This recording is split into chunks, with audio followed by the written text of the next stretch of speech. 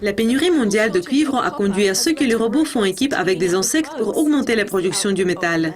Je m'appelle Sinead McLaughlin et c'est la revue de presse de lundi.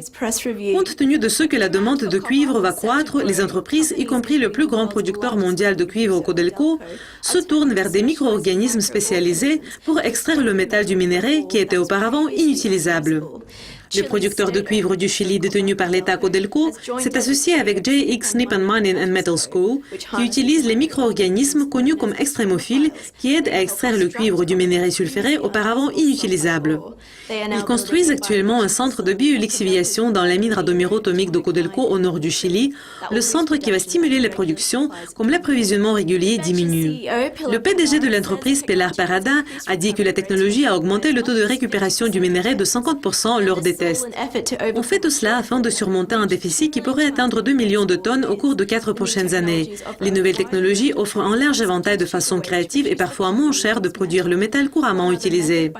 Une autre méthode à laquelle recourt Central Asia Metals est d'utiliser une extraction complexe par solvant qui permet de récupérer environ 10 000 tonnes de cuivre par an en provenance du Kazakhstan.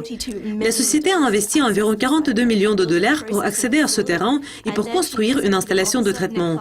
Et le chef de la direction, Nick Clark, est tellement convaincu que le prix du cuivre va augmenter qu'il prévoit d'élargir le terrain et d'explorer d'autres terrains au Chili. Le prix du métal a reculé de 9,5% cette année en raison du ralentissement de la croissance du plus grand consommateur de cuivre du monde, la Chine. Cependant, ce résultat n'est pas aussi mauvais que celui des métaux tels que le minerai de fer qui a chuté de plus de 40%.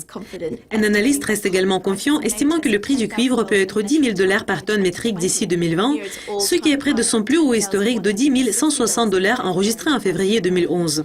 Il dit « Le temps des réserves de cuivre facilement accessibles est derrière nous. Les mineurs essaient tous les moyens pour accéder aux gisements de cuivre. » Aujourd'hui, les sociétés minières veulent investir dans les mines déjà existantes, malgré le fait qu'elles deviennent plus coûteuses avec le temps.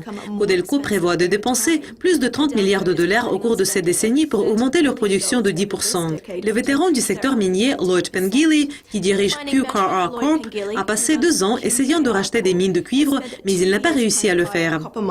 Aujourd'hui, la course a pour objectif d'obtenir autant de gisements de cuivre que possible.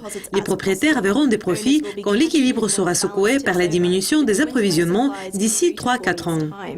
Et c'est tout pour la revue de presse d'aujourd'hui. Mais ne manquez pas les mises à jour qui paraissent chaque heure. Donc restez à l'écoute. Au revoir.